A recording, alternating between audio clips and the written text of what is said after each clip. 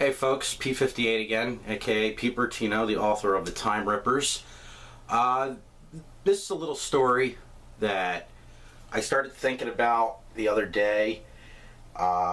It's a quick story, and it's about the author Clive Barker. He wrote Damnation Game, The Books of Blood, Sacrament.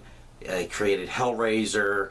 The movie Lords of Illusion is still one of my top all-time favorites.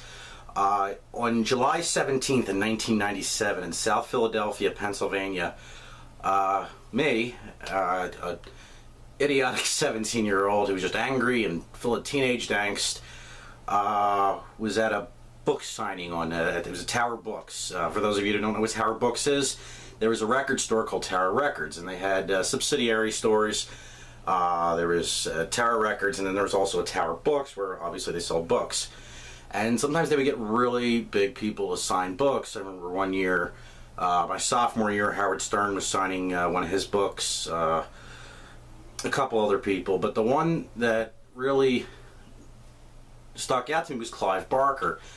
And I remember waiting in line. It was summer, it was really hot, and I had a copy of my Books of Blood and Sacrament and Damnation Game. They only signed 2 books because there was a limit to it. But hey, you know what? It's better than none. So I waited in line for an hour or so. A whole bunch of people were there, and I went to the store, and there he was, Clive Barker.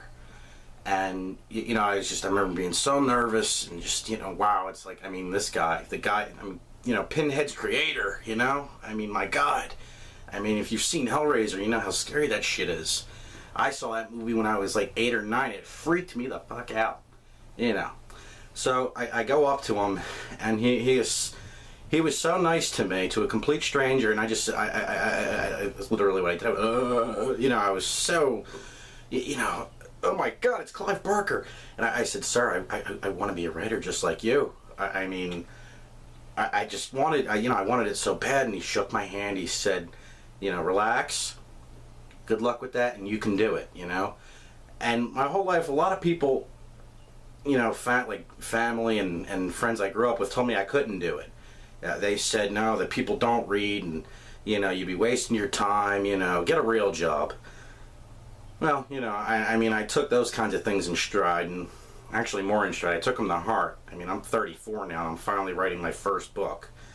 So, you know, but with Clive Barker saying, you know, good luck, you can do it, that sat inside me. And I don't think he'll ever see this. I mean, he's famous and rich, and, you know, I mean, there's probably no chance of him ever seeing it. But if, Mr. Barker, if you do watch this video, I doubt you'll remember me.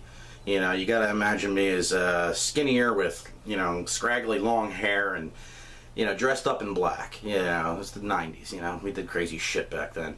But you shook my hand, and I held out this hand because I was so nervous instead of this hand, which people traditionally shake. And I was so overwhelmed, like, oh my God, I'm you know, Clive Barker. But sir, if you ever see this video, I want to thank you for your words. Unfortunately, I don't have those you wrote actually a personal message on it, but I don't have it anymore.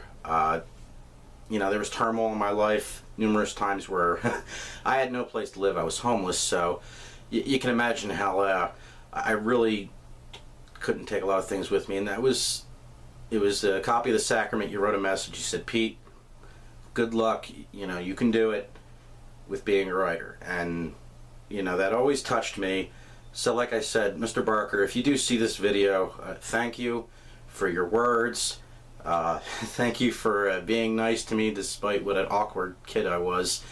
And yeah, you know, just thank you. And thank you for the inspiration.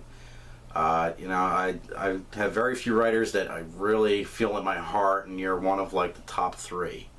You know, and again, Mr. Barker, thank you. Thank you. Okay, I could say thank you for another 5 minutes, but if you see this, just know that it's always in here what you told me, and it's always going to be up here. And, you know, if you never see this video, that's cool too. I'll see you later.